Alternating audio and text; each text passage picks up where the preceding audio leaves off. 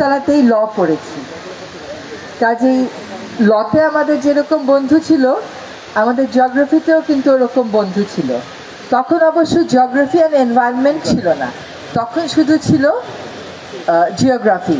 যদি আমি জানতাম যে জিওগ্রাফি অ্যান্ড এনভায়রনমেন্ট হবে তাহলে হয়তো আমি ওটাতেই গিয়ে ভর্তি হতাম, কিন্তু ওটা তো আর তখন আমাদের সময় ছিল না। কাজে আমি মোটামুটি কাঠখোট্টা একটা বিষয়ই পড়েছি, ল পড়েছি। বাট দেন নিজের ক্যারিয়ারে এসে চুজ করেছি যে আমি একজন এনভায়রনমেন্টাল অ্যাক্টিভিস্ট হব। ফলে আমি যে কাজটা করি তার সাথে আমার ল এবং জিওগ্রাফি এবং এনভায়রনমেন্টের খুবই নিবিড় সম্পর্ক। একটু যদি দুটো বিষয়কে আলাদা করে দেখেন, বর্তমানে যে বাস্তবতায় আমরা দেশ পরিচালনা করছি, আমরা একটা কথা বলি জিও পলিটিক্স।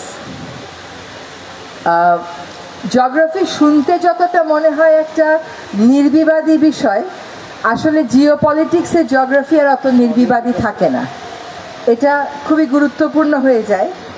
আর এনভায়রনমেন্টও শুনলে মনে হয় খুবই রোম্যান্টিক একটা এজেন্ডা, কিন্তু আসলে এনভায়রনমেন্ট প্রোটেক্ট করতে গেলে আপনাকে সত্যিকার অর্থেই স্রোতের বিপরীতে হাঁটতে হবে।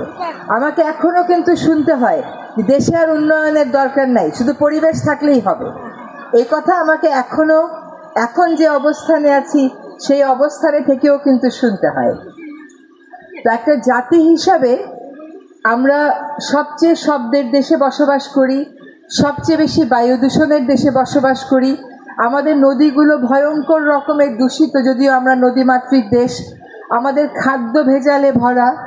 আমরা যদি সেগুলোর দিকে মনোযোগ না দিয়ে কেবল মেট্রো রেল হলো কিনা, দ্রুতগামী ট্রেন হলো কিনা, কয়টা ফ্লাইওভার হলো সেগুলোর চিন্তা করি, তাহলে আমরা আমাদের ভবিষ্যৎ প্রজন্মের জন্য যা রেখে যাব তা হচ্ছে কয়টা ফ্লাইওভার আছে সেই হিসাব, মেট্রো রেলে কয়টা রুট আছে সেই হিসাব, কতগুলো বড় 8 লেনের রাস্তা আছে সেই হিসাব।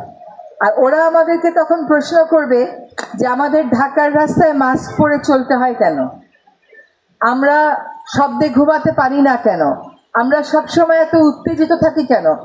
এত আওয়াজের মধ্যে তো মানুষের শান্তভাবে ভদ্রভাবে বসে চিন্তা করার সুযোগ হওয়ার কথা না।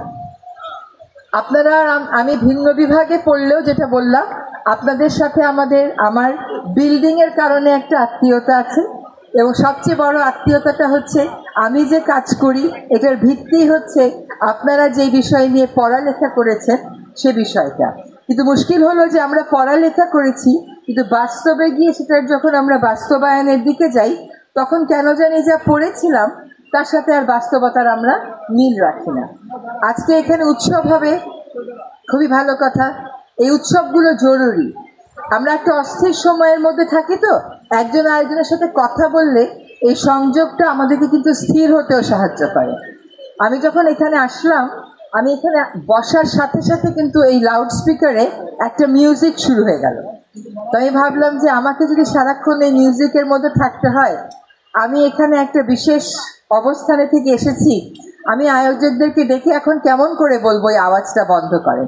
এখন ভাবেন, আপনারা যদি সারাটা দিন এতগুলো লাউড স্পিকারের ওই রকম ধামধাম আওয়াজের মধ্যে থাকেন, তাহলে জিওগ্রাফি আর এনভায়রনমেন্টের জন্য আমরা আসলে অনেস্টলি এজেন্ডাটা বাস্তবায়ন করব কিনা।